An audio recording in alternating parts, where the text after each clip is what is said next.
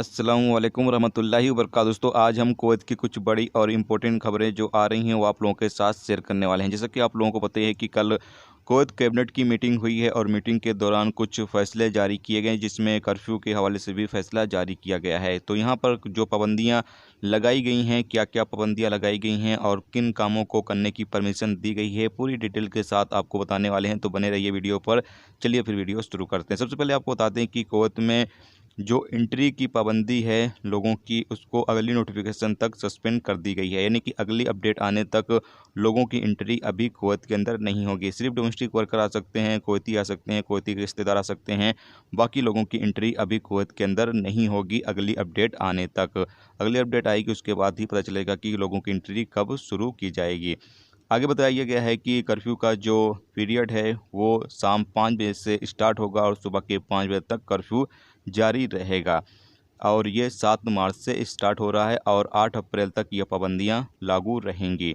आगे बताया गया है कि delivery service, medical supply, pharmacy और सुपरमार्केट वगैरह को कर्फ्यू के दौरान भी अलाउ किया जाएगा कि ये अपने काम को अंजाम दे सकते हैं।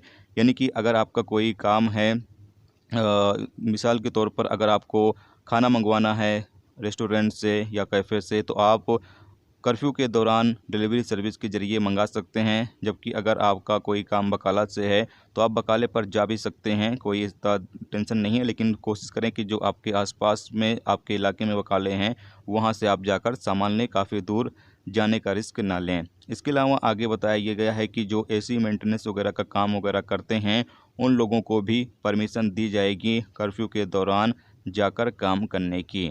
आगे बताया ये गया है कि लोगों को मस्जिदों में नमाज अदा करने की भी परमिशन दी जाएगी कर्फ्यू के दौरान। यानी कर्फ्यू लागू है तब भी अगर आप नमाज मस्जिदों में अदा करना चाहते हैं तो आप जाकर अदा कर सकते हैं, इसकी परमिशन आपको दी जाएगी।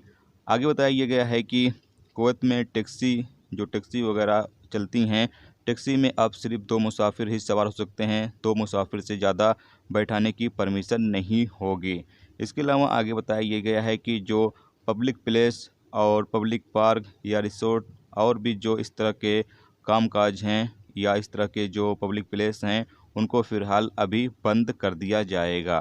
तो ये कुछ नए ऐलान किए गए हैं कुवैत गवर्नमेंट की तरफ से, सोचा आप लोगों के साथ शेयर कर दिया जाए। और आप तमाम लोग जो है वो आपके आसपास के इलाके में जो फार्मेसी है या बकाला वगैरह है वहाँ पर आपको कोई इमरजेंसी पड़ जाता है, कोई ज़रूरत का सामान आपको लेना है तो आप जा सकते हैं। लेकिन कोशिश करें कि ज़्यादा लोग एक साथ ना जाएं, नहीं तो आपको दिक्कत हो सकती है। सुरता देखेगा तो आपके खिलाफ़ कार्रवाई कर सकता है।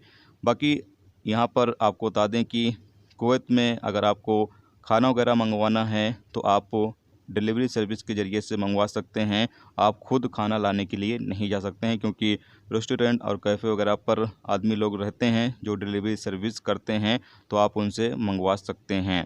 तो ये कुछ इंपॉर्टेंट खबरें जारी हुई थी। इसके अलावा और भी कुछ अगर अपडेट आती है तो वो आप लोगों के साथ शेयर ज़रूर करेंगे।